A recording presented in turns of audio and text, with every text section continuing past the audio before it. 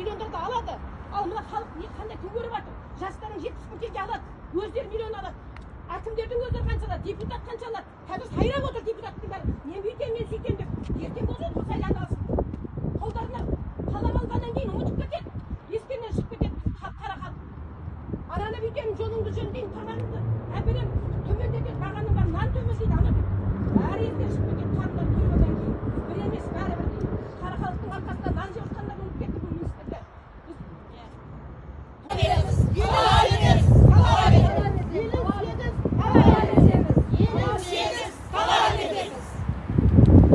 Тербеткен аналардың талабы орындалса екен деймін.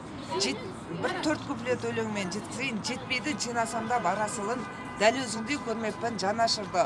Ұл-қызына қамқоршы болып жүрген аналардың 58 жас қаралсыншы. Амин. Қарап, халықтың жан айқаймен ащы шындығын тыңдаса екен билік басында отқандар. Осы айтайын дедім. Және 58 жасымызды мына жасты қайтарсын аналарға. Алыпта туған анадан, батырда туған анадан, биде туған анадан, ханда туған анадан. Маңдайына ақша түскен аналарды 61 жасқа дейін сүрелеген ол уже қатыгездік деп ойлаймын. Әр отбасына амандық тілеймін, еліміз аман, жұртымыз тыныш болсын. Билік басындағылар осы аналарды жан айқайын. Айта беріңіз.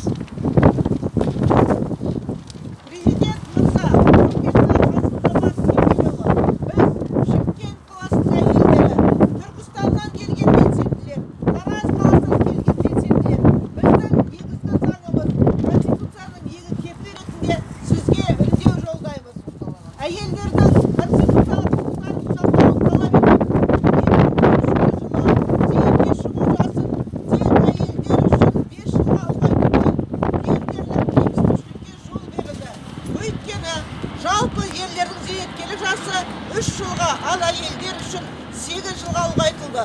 Бұл әлеуметтік теңсіздік. Біз 50 жастан асқан әйелдердің көпшілігінің ауыр жағдайда назар аударуды талап етеміз.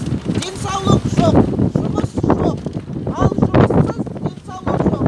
Біз 60-шы жылдардың әйелдері, олардың қалыптасуы қиын 90-шы жылдары тұрақсыз және белгілі бір мағынада аш жылдар болды.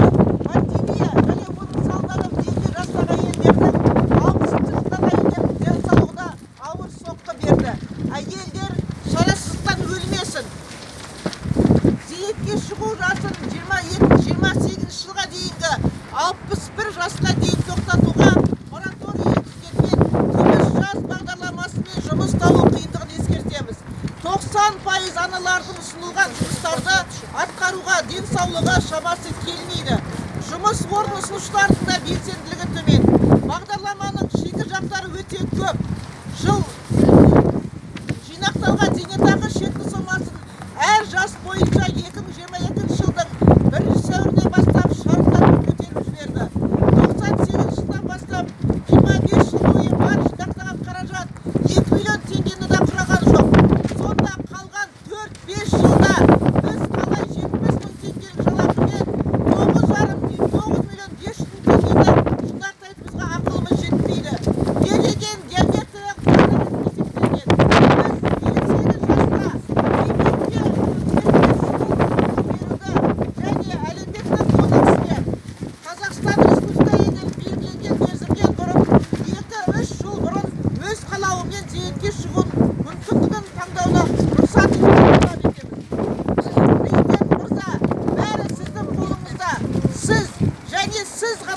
әйелдердің зейнет жасын төмендету туралы шешім қабылдап,